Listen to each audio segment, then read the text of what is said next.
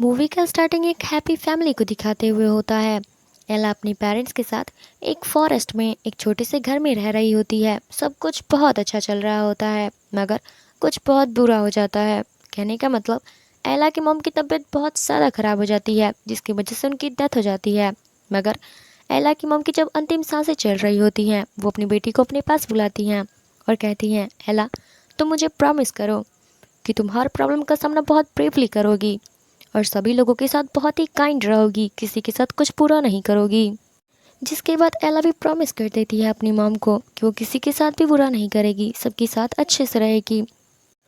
But एला की mom के मौत के बाद बहुत कुछ बदल जाता है। मगर एला के फादर और एला हर चीज़ को एक्सेप्ट करते हुए, उसको फेस करते हुए बहुत अच्छे से रहते हैं।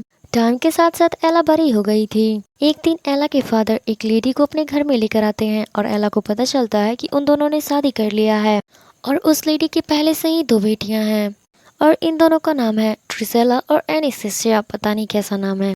एला को ये सारी चीज़ें बिल्कुल भी अच्छा नहीं लगता है, मगर उसे अपनी मॉम का प्रॉमिस याद था और वो अपने फादर की खुशी के लिए वो सारी चीज़ों को एक्सेप्ट कर लेती है। ट्रीमैन आते ही उस घर में एक पार्टी रख देती है, पर एला को तो ये सारी चीज़ें बिल्कुल भी अच्छा नहीं लगता। जिसके बाद तो वो अपने एनिमल फ्रेंड्स के पास आ जाती है और उनसे बातें करना स्टार्ट कर देती है।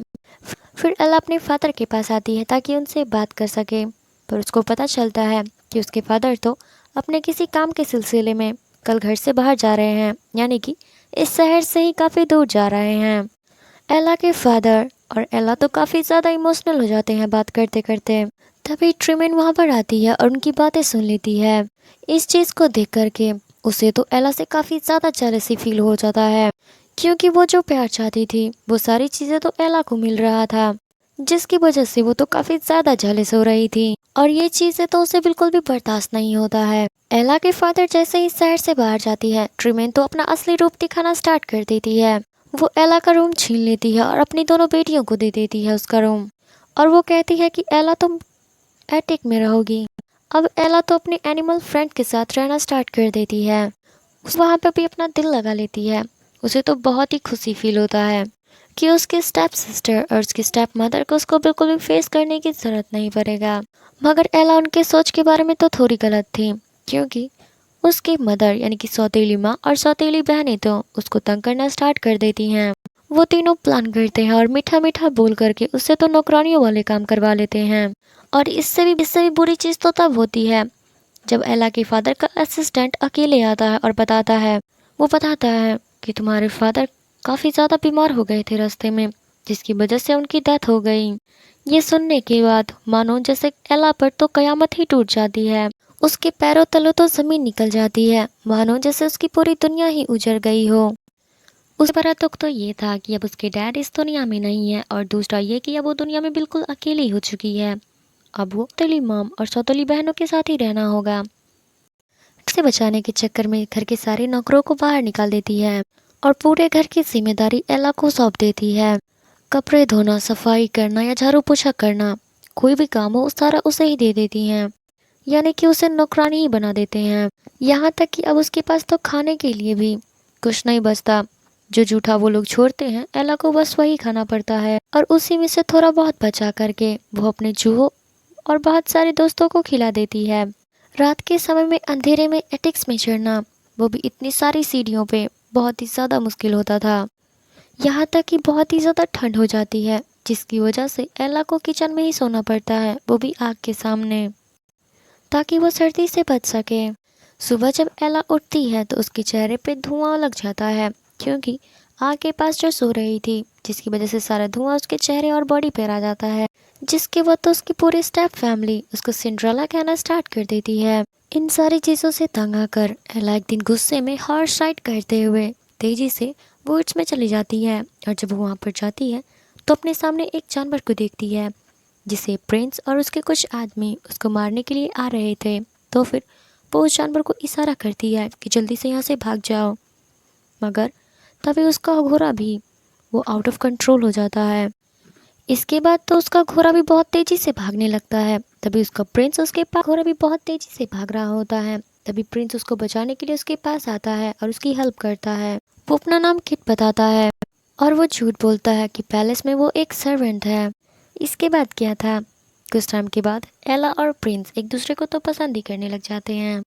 फिर क्या होना था नहीं बताती और वो वहाँ से वापस चली जाती है बिना अपना नाम बताए ही।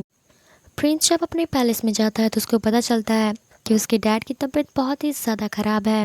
फिर प्रिंस का डैड उसके यानी कि किंग उसको बताते हैं कि रोल बॉल पे तुम्हें अपने लिए एक लड़की पसंद करनी होगी जो तुम्हारी क्वीन बनेगी और उसके बाद तुम्हारी उससे शादी की जाएगी, जिसके बाद तुम्हें इस राज्य का सारा साम्राज्य सौंप दिया जाएगा और वो निश्चिंत से रह सके। मगर प्रिंस बोलता है कि हमें बॉल पे सभी सिटीजन्स को बुलाना चाहिए, लेडीज़ को भी। वो ऐसा इसलिए बोलता है ताकि वो एला से वापस मिल सके और उससे शादी कर सके, जिसको सुनने के बाद किंग तो मान जाता है और पूरे किंगडम में अनाउंस कर दिया जाता है, चाहे वो गरीब हो या अमीर, सभी को पैलेस में ज़रूर आना है। जब वो लोग अनाउंस कर रहे तभी वहाँ पर एला भी होती है और एला ये बात सुनने के बाद अपने घर जाती है और अपनी दोनों सौतेली बहनों को बताती है। वो ऐसा इसलिए बता रही होती है ताकि वो भी किंगडम में जा सके और वापस प्रिंस से मिल सके।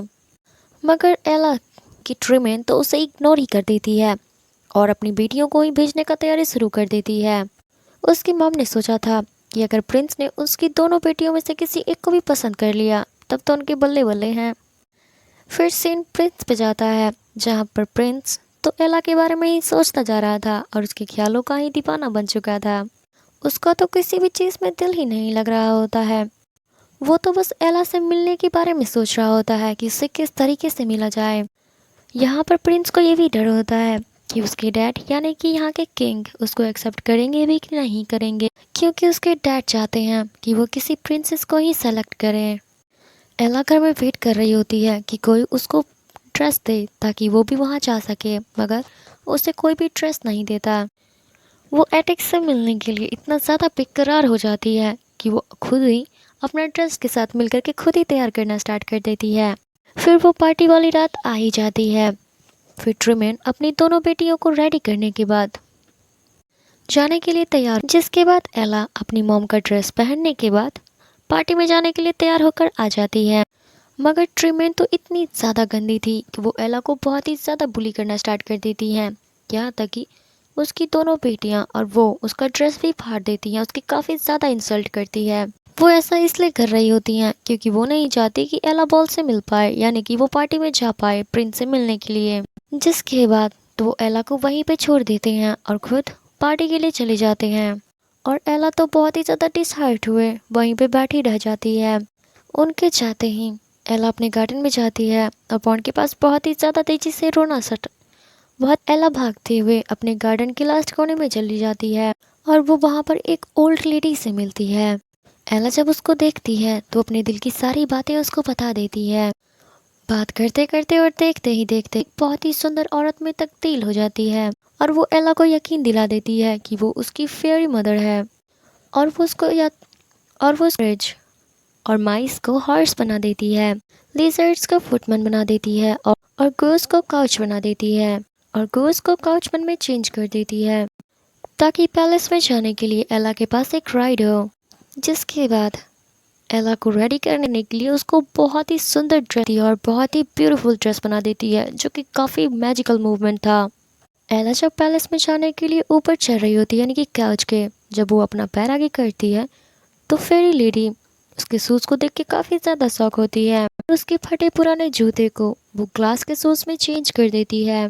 इसके बाद एक और प्रॉब्लम होता है जो एला के स्टेप फैमिली होती है, जिसके बाद वो फेरी लेडी एला पे बहुत ही अच्छा मैजिक करती है, जिसके बाद कोई भी लेडी या फिर कोई भी लोग उसको पहचान नहीं पाएंगे। फिर एला काउच में बैठती है और पहले जब एला जा रही होती है तो वो फेरी लेडी उसको एक जब एला ना ये मैजिक सिर्फ आधी रात तक होगा, आधी रात के बाद ये मैजिक काम नहीं करेगा। अगर वो 12 बजे से पहले तो फिर सब लोगों को पता चल जाएगा उसका राज और सारे लोग उसको पहचान भी लेंगे और वो अपनी पुरानी हालत में आ जाएगी, तो उसको आधी रात होने से पहले ही घर पर वापस आना होगा। फिर वो फेरी लेडी उसको बाय कहती है और एला अपने काउच में बैठ करके पैलेस के लिए निकल जाती है। दूसरी तरफ हमें पैलेस का सीन दिखाया जाता है, यानी कि पार्टी का सीन दिखाया जाता है, जहाँ पर टाउन के सारे लोग वहाँ पर आ चुके थे, चाहे वो गरीब हो या अमीर हो। पर प्रिंस को तो एला का इंतज़ार था, वो तो उसे ही ढूंढ रहा था उन सारे लोगों में। और ये चीज़ तो प्रिंस को कुछ ज़्यादा ही बेचैन कर देती है, जिसका अंदाज़ा किंग को हो ही जाता है। और किंग तो उससे काफ़ी ज़्यादा सवाल पूछने लगते हैं। फिर प्रिंस उनके सवालों को बंद करने के लिए एक प्रिंसेस को बुला लेता है और उसके पास चला जाता है डांस करने के लिए। बॉल की सेलिब्रेशन स्टार्ट हुई, वहाँ पर एला आती है, जिसको देखकर लोग तो बहुत ही ज़्यादा शॉक हो जाते हैं, क्योंकि एला बहुत ही ब्यूटीफुल दिख रही थी और सब लोग उसको देखते हैं तो देखते ही रह जाते हैं। प्रिंस की खुशी का तो कोई ठिकाना ही नहीं था। प्रिंस तो उससे मिलने के लिए उसकी तरफ आगे बढ़ता है और एला भी उससे मिलने के लिए उसके आगे आती है। एला को तो पता भी नहीं है कि ये यहाँ का प्रिंस है, उसको तो लग रहा था कि वो यहाँ का सर्वेंट है। एला किट से मिलने के बाद बहुत खुश होती है, पर उसे कंफ्यूजन होता है कि सब लोग उसे घूर कर क्यों देख रहे होते हैं। तो वो प्रिंस से पूछती है कि सारे लोग हमें ऐसे क्यों देख रहे हैं। फिर प्रिंस उसको बताता है कि तुम बहुत ज़्यादा खूबसूरत दिख रही हो, जिसकी वजह से सब लोग बस तुम्हें ही देखते जा रहे हैं। जिसके बाद तो वो दोनों डांस स्टार्ट कर देते हैं और ये एक बहुत ही क्यूट और ये होता है। एक सिंपल सी लड़की प्रिंस के साथ डांस कर रही है, वो भी उसके पैलेस में। कितना मस्त है यार। सबकी नजरें तो बस उन पर ही होती है। फिर सीन ट्रीटमेंट पर जाता है। वो एला को पहचान तो नहीं पा रही होती है, मगर उसको काफ़ी ज़्यादा जेलसी फील हो रहा था, क्योंकि वो चाहती थी कि उसकी दोनों बेटियों को प्रिंस पसंद करे, जो कि ऐसा हो नहीं पाता। वो काफ़ी ज़्यादा जेलस होती है। उसके बाद वो अपनी बेटियों को भी डांस के लिए आगे भेज देती है। डांस के बाद प्रिंस एला से बात करने के लिए उसे अपने फिर प्रिंस डांस के जहाँ पर एला को पता चल जाता है कि किट ही वो प्रिंस है। एला उसकी सच्चाई जानने के बाद होती है और वो जाने लगती है। तभी प्रिंस उसको शांत करता है। दूसरी तरफ लोगों को दिखाया जाता है और किट को भी दिखाई कि ये लड़की है कौन और कहाँ से आई है। यही सवाल वहाँ के बाकी लोगों में भी चल रहा था। इसके बाद प्रिंस एला को एक गार्डन में लेके जाता है, जहाँ पर आज तक कोई भी नहीं गया था उसके अलावा। वो एला को उसके अंदर लेके जाता है और उसको झूला पर झुलाता है, जिसके बाद एला का एक सू तो नीचे ही गिर जाता है। उसके बाद प्रिंस पकड़ता है और नीज पर बैठ करके एला को पहनाना शुरू करता है। फिर प्रिंस एला के बारे में जानने की कोशिश करता है कि वो कहाँ रहती है। प्रिंस उससे उसकी आइडेंटिटी के बारे में पूछ रहा था। एला उसको अपनी पूरी सच्चाई बताती उससे पहले ही उसको याद आ जाता है कि 12 बजने ही वाले हैं। जिसके बाद तो एला वहाँ से भागना शुरू कर देती है, उसके सवालों का बिना जवाब दिए ही। किट भी उसके पीछे पीछे भाग रहा होता है। भागते भागते वो किन से जाकर टकरा जाती है, जिसके बाद बताती है कि आपका बेटा यानी कि प्रिंस बहुत ही ज़्यादा अच्छा है और किट भी उसे बहुत ज़्यादा प्यार करता है। जिसके बाद तो वो बाहर की तरफ सुनता ही जा रहा था और उसको देखता ही जा रहा था। यहाँ पर एला भाग रही होती है। उतरते वक्त उसका एक शू वहीं पे गिर जाता है और प्रिंस भी उसके पीछे पीछे आ रहा होता है, मगर टाइम तो ख़त्म होने वाला था और एला के पास टाइम नहीं था उस शूज़ को पकड़ने के लिए, जिसकी वजह से वो शूज़ को वहीं पे छोड़ देती है और जल्दी से वहाँ से भाग जाती है। प्रिंस उस शू को पकड़ता है और उसके पीछे जाना स्टार्ट कर देता है, मगर तभी वहाँ पर कैप्टन आता है और कहता है आप कहीं भी मत जाइए, हम उसे ढूंढ लेंगे। फिर उसके बाद उसका कैप्टन अपने कुछ सैनिकों को लेकर के उसका पीछा करना स्टार्ट कर देता है कि वो कहाँ रहती है, ये पता करने के लिए। फिर वही चीज़ होता है। 12 बजने के तुरंत बाद ही सारी चीज़ें धीरे धीरे करके चेंज होना शुरू कर देती हैं। ये देखने के बाद लीजर सोल्जर्स को रोकने के लिए वहाँ का गेट लगा देते हैं। सोल्जर्स को जैसे ही वहाँ पर पीछे छोड़ देते हैं, वो सारी चीज़ें तो वापस अपनी जगह पे आना स्टार्ट हो जाती हैं, यानी कि जो उसका असली रंग था वो ही आ जाना शुरू हो जाता है, सिवाय एला के शू के, क्योंकि वो चीज़ चेंज नहीं हुआ था, क्योंकि इसका दूसरा हिस्सा किसी और के पास यानी कि प्रिंस के पास है। एला चलते हुए वापस अपने घर की तरफ आ रही होती है। उसी समय बारिश स्टार्ट हो जाता है और अचानक से उसके स्टेप फैमिली यानी कि एला की स्टेप मॉम और उसकी स्टेप सिस्टर पीछे से आ रही होती हैं। एला तो जल्दी से अपने घर जाती है और उस ग्लास शो को छुपा देती है।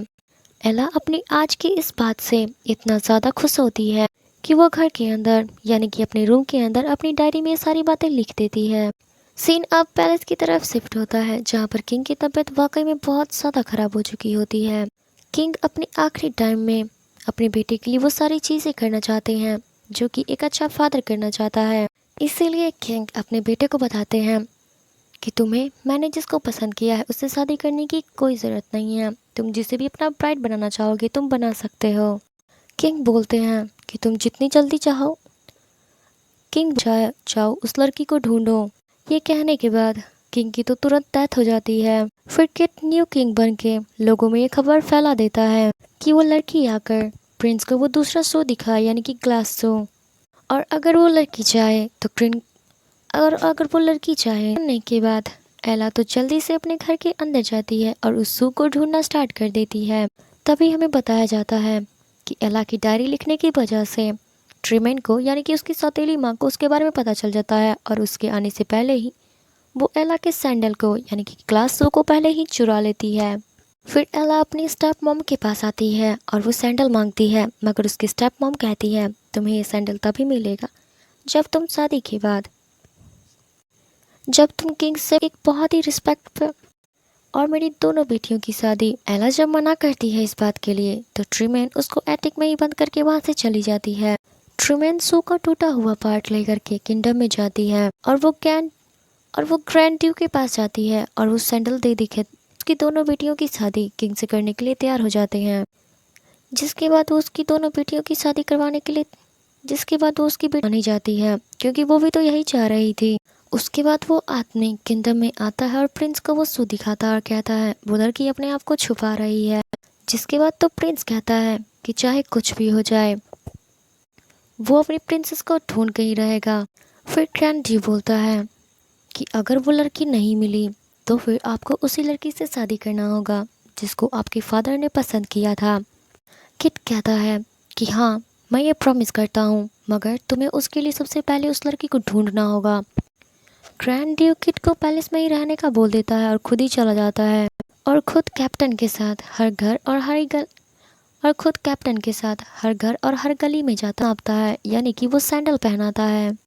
मगर किसी को भी सो पूरी तरीके से आ नहीं रहा था, यानी कि किसी का पैर लंबा हो जाता है तो किसी का छोटा हो जाता है। फाइनली वो एला के घर पर पहुंच जाते हैं, जहां पर एला की स्टेप सिस्टर्स को भी वो सो नहीं आ रहा होता है। तभी एक बर्ड एटिक का एक गेट खोल देती है। एला के गाने की आवाज़ पैलेस के बाहर एला बुलाने को कहता है, मगर एला की मॉम उसको नहीं बुलाती और कहती है कुछ नहीं, वहाँ पर पक्षी हैं, वो पक्षी गाना गा रहे हैं। और ये आदमी भी इसको भी उन सैनिकों में से किंग बाहर आता है, यानी कि वही प्रिंस जो कि पूरे टाइम किंगडम की सारी लड़कियों को देख रहा था कि वो क्या क्या कर रहे हैं। जिसके बाद प्रिंस उस लड़की को वापस लाने के लिए बोलता है उसकी स्टेप मॉम को, पर जब वो मान नहीं रही होती है तो कैप्टन खुद अंदर जाता है। वो एला को प्रपोज करता है और उसके बाद उसको सैंडल पहना देता है जो कि उसको बिल्कुल फिट हो रहा था। जिसके बाद एला पैलेस के लिए तुरंत निकलती है तो उसे उसकी मॉम का प्रॉमिस याद आता है और वो अपनी मॉम के प्रॉमिस को पूरा करके जाती है, यानी कि अपनी स्टेप बेटियों को माफ़ करके चली जाती है। लास्ट सीन में एला और प्रिंस एक दूसरे से शादी कर लेते हैं। प्रिंस